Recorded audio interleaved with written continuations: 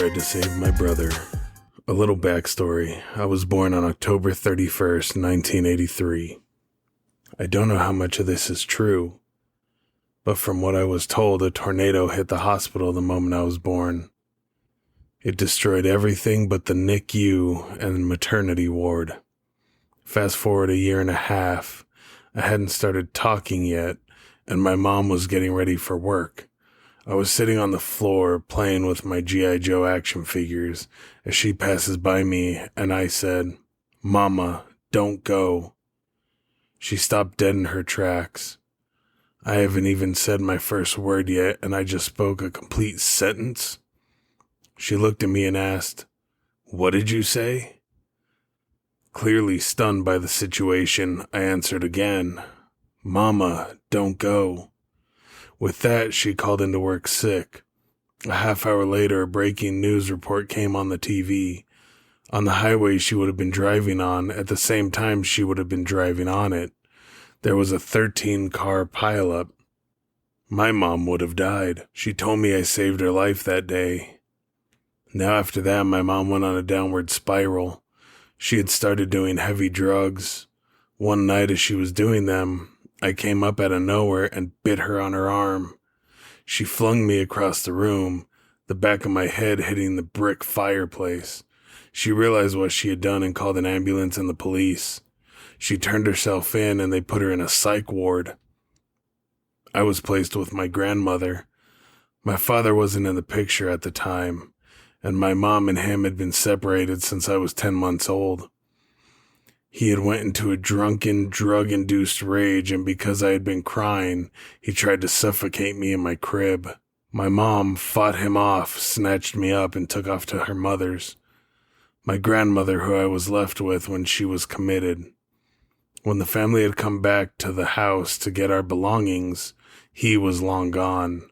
Now I had just turned 2 while living with my grandmother, with my mother in the hospital. When my dad showed up to her house with a new woman on his arm wanting to see me, my grandmother allowed it. She stepped out of the room for a minute to get something.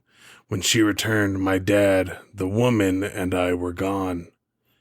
Now this was long before they had an Amber Alert, so my mother's side of the family wouldn't see me for 12 years.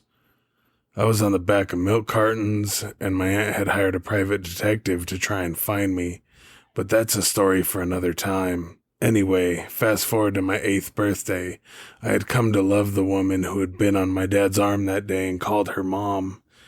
She protected me from my father on many occasions when he was in a drunken rage. She had a son named Danny, and I had grown very attached to him. I had come to think of him as more than just a brother. He was like a second father to me. He taught me everything that a father was supposed to teach a daughter. Now, I loved him very much, and still to this day I miss him. Needless to say, my attachment and connection to him was very strong. So on the night of my 8th birthday, I had a horrible dream. I was out of my body watching him as he was working on a computer. Heard a noise outside and went to inspect it. Someone was messing with his Harley-Davidson motorcycle. The man noticed my brother, snatched my brother's helmet off his bike, and took off down the street.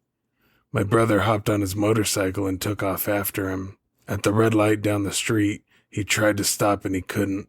His brakes had been cut, so he swerved, hit the curb, flew 16 feet in the air. When he landed, his neck landed on the curb. He died instantly. I woke up screaming and crying.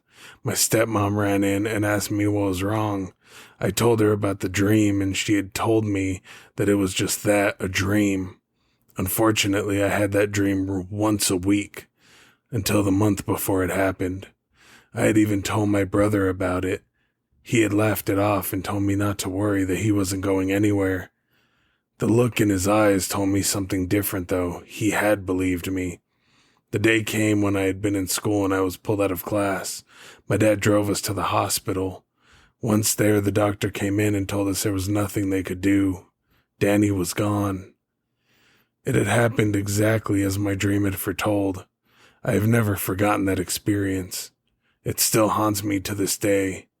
I still have premonitions and do what I can to help people who they directly affect. Whether they listen or not is their own decision.